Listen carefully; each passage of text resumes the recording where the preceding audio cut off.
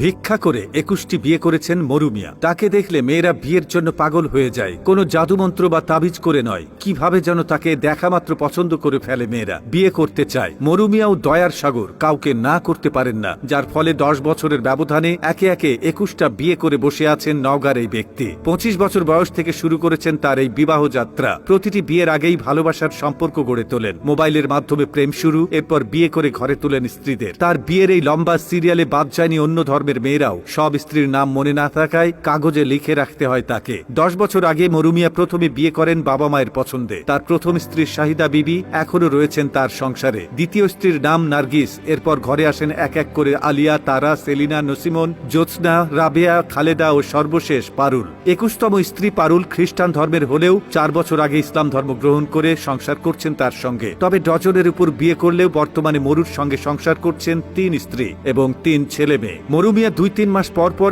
একটা করে বিয়ে করেন, এটাই তার নেশা ও পেশা হয়ে গেছে। নওগাঁ জেলার চক কালিকাপুর গ্রামের প্রয়াত পিয়ার আলী দুখু মিয়ার ছেলে মরু মিয়া। তিনি কেন এত বিয়ে পাগল এমন প্রশ্নের জবাবে জানিয়েছেন, বাবার প্রতি অভিমান আর বড় বউয়ের অবহেলা তাকে পথে নিয়ে গেছে। তবে নওগাঁ জেলার আহলে হাদিস বাংলাদেশের সহসভাপতি জানান, ইসলাম ধর্মে একাধিক বিয়ের প্রসঙ্গ থাকলেও তার জন্য কিছু নির্দিষ্ট নিয়ম ও শর্ত রয়েছে। ইচ্ছে হলেই বউ ঘরে আনতে হবে ব্যাপারটা এমন নয়। বর্তমানে মরু মিয়া অভাব অনটনের মধ্যে মানবেতর জীবন যাপন করছেন। জীবিকা নির্বাহের জন্য সর্বশেষ স্ত্রীকে নিয়ে মান্দা ও রাজশাহীর বিভিন্ন হাটবাজারে ভিক্ষা করতে দেখা যায় তাকে। তবে ৩৫ বছর বয়সী মরু সিদ্ধান্ত নিয়েছেন যতদিন বেঁচে থাকবেন আর কোনো বিয়ে করবেন না তিনি। মরু মিয়া তাও লাগাম টেনে ধরেছেন, কিন্তু বিয়ের দিক থেকে তাকেও ছাড়িয়ে গেছেন আরেক ভিক্ষুক। ময়মনসিংহের নুরুল ইসলামের বয়স ৭০ বছরেরও বেশি, অথচ বিয়ে করার খায়েশ তার এখনো মেটেনি। একে একে বিয়ে করেছেন ২২টা, এখন খুঁজছেন ২৩ নম্বর পাত্রী। বাস করেন কাগজের টিন আর পলিথিন দিয়ে তৈরি পাখির বাসার মতো একটা কুড়ে ঘরে। ভিক্ষা করেই চলে তার দিনকাল। তার ঘরটা এতই নিচু